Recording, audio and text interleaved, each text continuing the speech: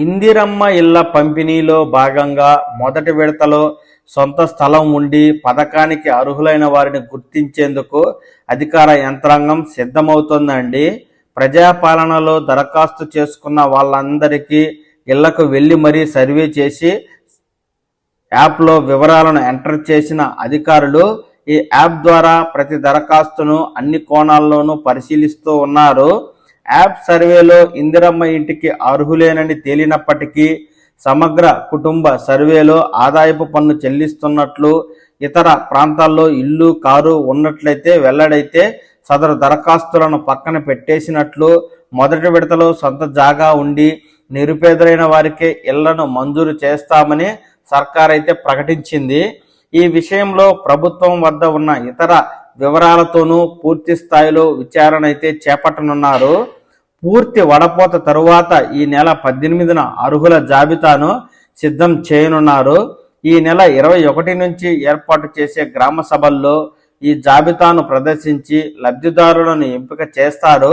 26వ తేదీలోపు ఈ ప్రక్రియ పూర్తి కానుంది.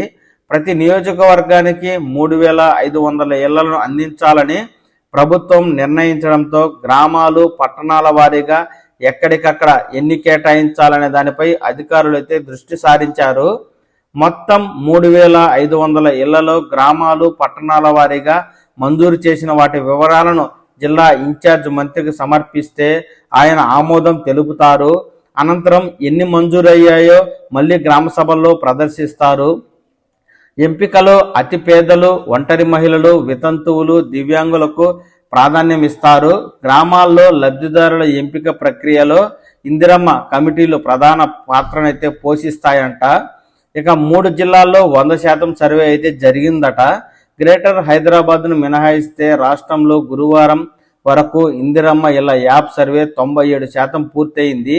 32 జిల్లాల్లో 69,83,895 దరఖాస్తులు ఉండగా 68,08,923 దరఖాస్తులను సర్వే చేశారు. కరీంనగర్, సంగారెడ్డి, సిద్దిపేట జిల్లాలో 100%, కామారెడ్డి, భద్రాద్రి కొత్తగూడెం, నల్గొండ, ములుగు జిల్లాల్లో 99%, మహబూబ్ నగర్, జగిత్యాల, మహబూబాబాద్, నాగర్ కర్నూల్, పెద్దపల్లి, వనపర్తి, జోగులాంబ, గద్వాల జిల్లాల్లో 98% సర్వే పూర్తయింది. జిల్లాల్లోనూ 100% పూర్తి చేసి ఈ నెల 18న అర్హుల జాబితానైతే సిద్ధం చేయనున్నట్లు అధికారులు అయితే వెల్లడిస్తున్నారండి.